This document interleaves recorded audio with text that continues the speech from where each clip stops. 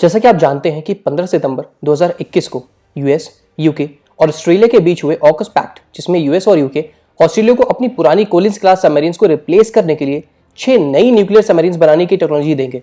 AUKUS pact के बाद से ही इंडिया में ये डिबेट जारी है कि इंडियन नेवी को फ्यूचर में न्यूक्लियर सबमरीन्स लेनी चाहिए या कन्वेंशनल सबमरीन्स, जिस पर सभी डिफेंस एक्सपर्ट्स ने अलग अलग राय दी है। इसीलिए आज के इस गाइडिंग इंडिया के वीडियो में हम आपको इंडियन नेवी की फ्यूचर सबमरीन्स के बारे में डिटेल में बताएंगे।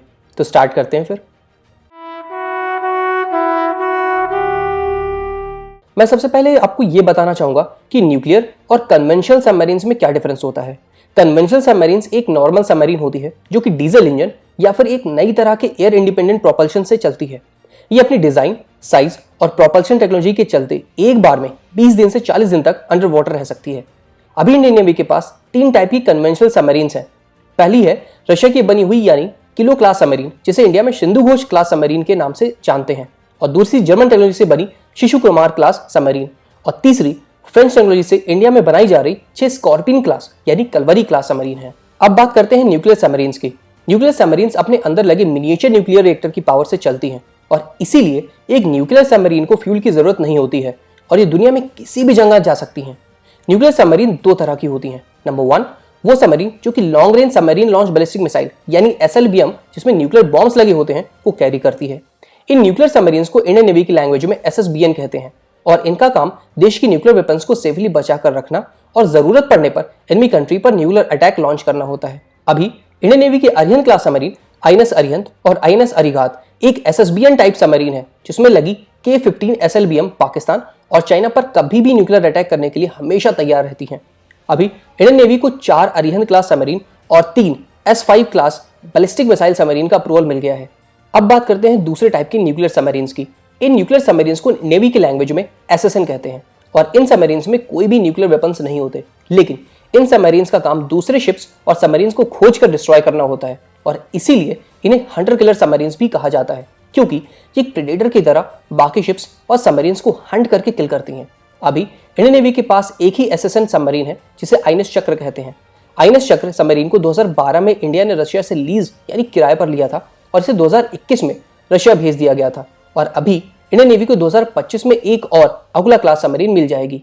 ऑकस पैक्ट में ऑस्ट्रेलिया को इसी टाइप की 6 न्यूक्लियर अटैक सबमरीन्स यानी SSN मिलेगी, और इसीलिए इंडियन मीडिया में यह डिस्कशन हो रहा है कि इंडियन नेवी को अब कन्वेंशनल सबमरीन ऑर्डर करनी चाहिए या फिर ऑस्ट्रेलिया की तरह से सिर्फ न्यूक्लियर सबमरीन ही खरीदनी चाहिए।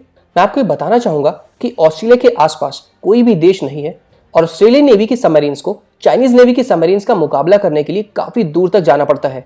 इसीलिए ऑस्ट्रेलियन नेवी को लॉन्ग रेंज न्यूक्लियर सबमरीन्स की जरूरत है।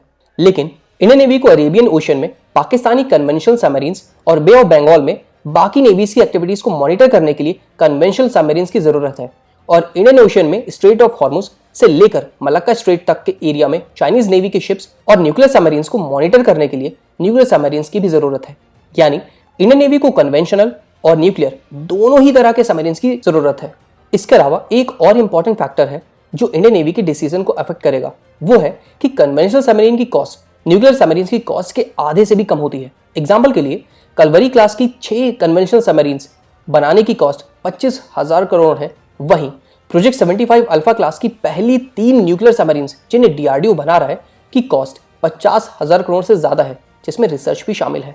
आखिर में मैं आपको बताना चाहूंगा कि अभी के प्लान के अकॉर्डिंग इंडियन नेवी 24 सबमरीन्स बनाएगी, जिसमें 12 कन्वेंशनल सबमरीन्स होंगी, जिसमें से 6 कलवरी क्लास सबमरीन्स और 6 प्रोजेक्ट 75 इंडिया क्लास सबमरीन्स होंगी। इसके अलावा 6 project 75 India class nuclear submarines बनाई जाएंगी। वहीं 6 और न्यूक्लियर सबमरीन्स के कंस्ट्रक्शन को अभी गवर्नमेंट अप्रूवल मिलना बाकी है। फाइनली टीम गार्डिंग इंडिया की तरफ से मैं सिर्फ इतना ही कहना चाहूंगा कि हम उम्मीद करते हैं कि इंडियन नेवी के submarine construction plan timely complete हो जाए और इंडियन नेवी को 12 न्यूक्लियर और 12 कन्वेंशनल सबमरीन्स मिल जाए, जिससे इंडियन नेवी इंडियन ओशन में किसी भी चाइनीज और पाकिस्तानी सबमरीन्स को आसानी से डिफीट कर सकें।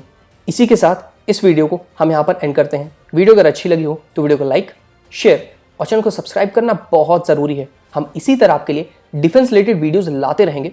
मिलते हैं आपसे जल्दी एक नई वीडियो में। जय हिंद।